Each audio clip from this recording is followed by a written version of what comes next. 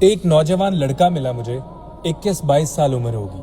کہتا ہے ناخوش ہوں زندگی سے, ہر ٹائم پریشانی رہتی ہے, ریگریٹ ہے کہ میں لائف میں کچھ کر نہیں پایا.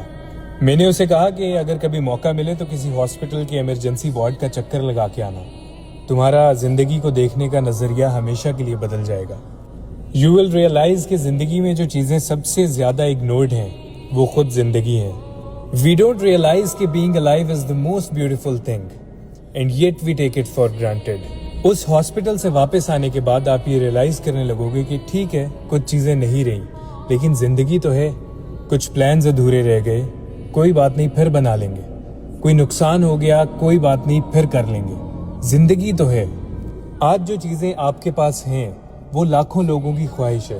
اپنی کہانی سنا دیتا ہوں, آپ لوگ مجھے بہت سال سے دیکھ رہے ہو. مجھے آج بھی یاد ہے چھوٹے ہوتے امی نے مجھے ایک بار کسی کا ریفرنس دے کے کہا تھا کہ ان کو دیکھو وہ اپنے کام کے لیے جہازوں میں سفر کرتے ہیں تو تم بھی پڑھا کرو.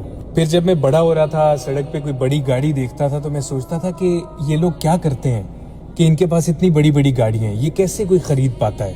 پھر 2016, کوئی زیادہ دور کی بات نہیں ہے, میرے پاس ایک YBR تھا جس پہ میں یونیورسٹی جاتا ہوتا تھا. زندگی اور محنت چلتی رہی. پھر ایسا بھی وقت آیا کہ مجھے میرے کام کے لیے اب جہازوں پہ جانا پڑتا ہے. یہ دیکھ کر امی اور ابو بہت خوش ہوتے ہیں. کچھ چیزیں ہیں جو میں آپ کو آج بتانا چاہتا ہوں, جو میں نے کی یہاں تک پہنچنے کے لیے اور جو آپ کو آپ کے گولز تک لے کے جائیں گی. نمبر 1, آپ کا آپ کے رب سے کنیکشن بہت اسٹرانگ ہونا چاہیے. مجھے یاد بھی نہیں ہے کہ میں کس ایج سے نماز پڑھتا ہوا آ رہا ہوں, اور میری ہمیشہ کوشش ہوتی ہے کہ کوئی نماز رہے نہ.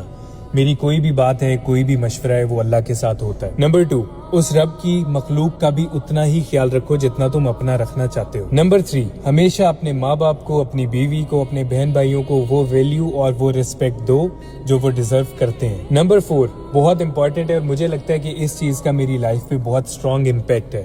میں نے آج تک, جب میرے پاس بائک تھا یا نہیں تھا, میں کسی کی بھی بڑی گاڑی دیکھتا تھا, کسی کا بڑا گھر دیکھتا تھا, کسی کے پاس بہت زیادہ پیسہ دیکھتا تھا, تو میں حسد کبھی نہیں کرتا تھا. میں کبھی یہ نہیں سوچتا تھا کہ اس کے پاس کیوں ہے اور میرے پاس کیوں نہیں ہے. میں ہمیشہ یہ سوچتا تھا کہ ماشاءاللہ اللہ تعالیٰ اس کے نصیب میں کرے, اللہ نے اس کو جو دیا ہے وہ اس کو چلانا, اس میں رہنا, اس کو خرچنا نصیب ہو, اور اللہ مجھے بھی ایک دن وہ سب کچھ دے جو میں چاہتا ہوں. نمبر 5, آپ زندگی کے جس بھی حال میں ہو بس اللہ کا شکر ادا کرتے رہنا. میں آپ کو لکھ کے دیتا ہوں کہ آپ کو وہ ہر چیز ملے گی جس کی آپ خواہش رکھتے ہو, بٹ ہر چیز کا ایک ٹائم ہوتا ہے. صبر رکھنا. لوگ کہتے ہیں کہ میں تھک گیا ہوں, بس اب زندگی میں اور نہیں ہو رہا. وہی تو ٹائم ہے جب تم نے اور آگے جانا ہے. اگر آپ پہلے ہی تھک جاؤ گے, پہلے ہی ہار مان جاؤ گے, تو آپ کو پتہ کیسے لگے گا کہ آنے والے ٹائم میں آپ کامیاب ہونے والے تھے.